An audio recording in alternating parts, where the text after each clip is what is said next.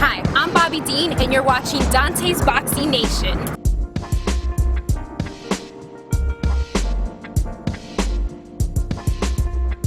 So, Virgil, would you say that Sergey Kovalev was better than you guys thought, like when in the first 6 rounds? Is that what you thought, or that's pretty much what you guys expected?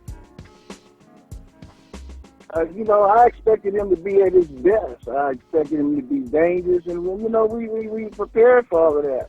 We prepared to be knocked down. Yeah. We were prepared for that. We give him his credit, and hey, this is what they say, this is what they talk about, this is what we have seen. So let's don't go and play stupid and act like it can't happen to us. Let's be ready for it. If this happens, what we have to do to make sure it don't happen again. And, if we have to dig ourselves out of a hole, what are we going to do? How are we going to do it? And, we were prepared to make the adjustments. If it's a rematch, they could say what they want to say. I think all I'm going to have to do in a rematch is just sit in the chair and watch the fight. You think it'll be that much more decisive in the rematch, the win? I definitely think it'll be much more decisive because, like I said, I told Andre, the world didn't see how good you were tonight. They saw who you were tonight. They saw the dog in you. They didn't see how good you were. But, you had to go to that. And one thing I always told him was history says that when it comes to a dog fight, that Russian fighters are not keen on that. They will not hang in a dog fight with you. If you go all the way back to Bird and Klitschko hurt his arm a little bit against a 6'1", 209 man. I remember that. Right? Yeah. Ricky Hatton put pressure on Carson Zoo. Yep. He quit.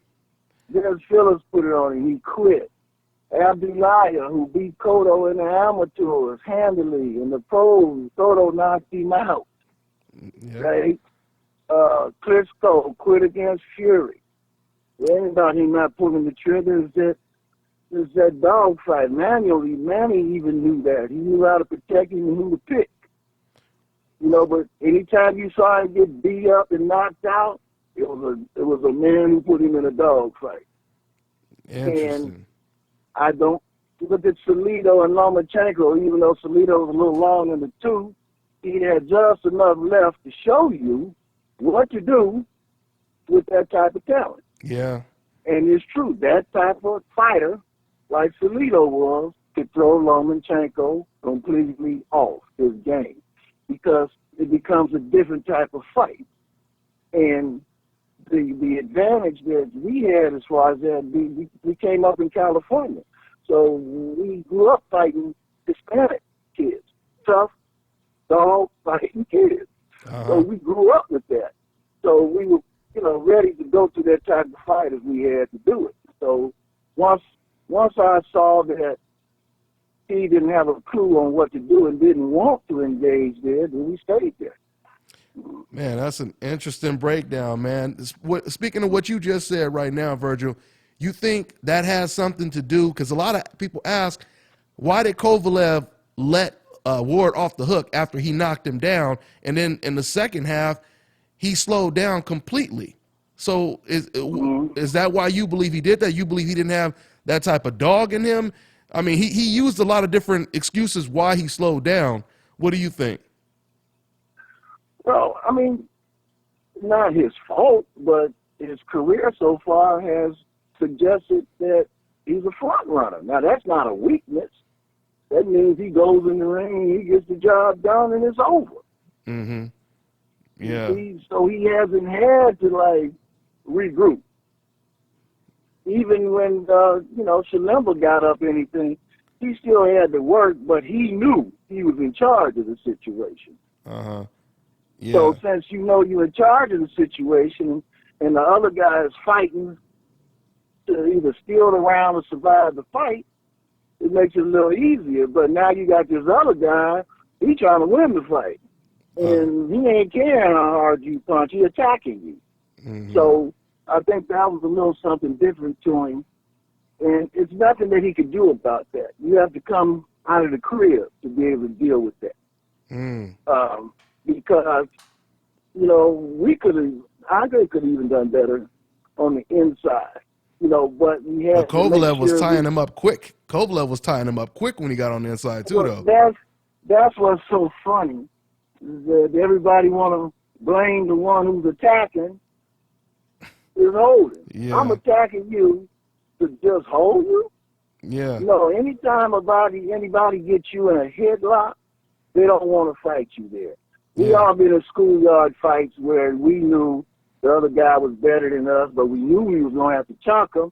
So what's the first thing we do? We grab him, Yeah. get you in a headlock and we ain't going to let you go, I didn't use that example so many times. Yeah. Right. I mean, there was no skill in what he was doing, but where were we holding you?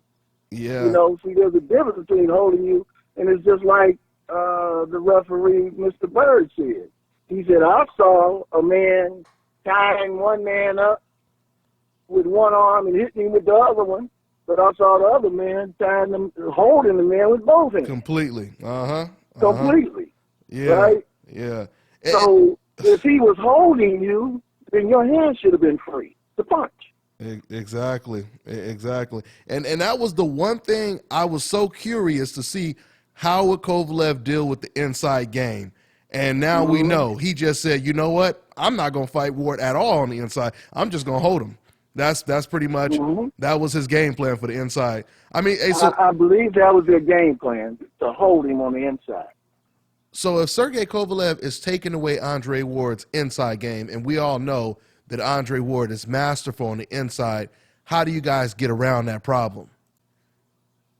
Or work around it? You already got that down. I can't tell you that. Okay. It's already, it's already in place, that one. That's why, like I said, the second fight, either you're going to knock him out, you better, or you're going to take a bad beating. That's what's going to happen. Because we know what we have to do. Okay. We know exactly what we have to do. And we know how to do it and get it done. He knows the mistakes.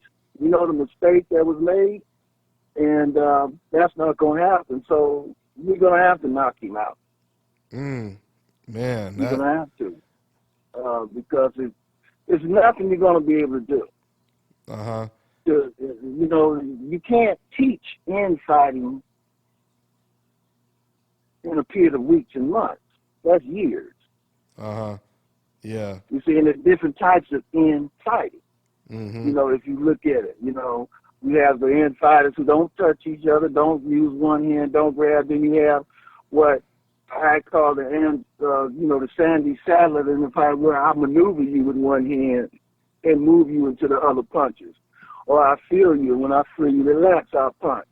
So that's what they're not used to, the sensitivity of his feel when he's on the inside.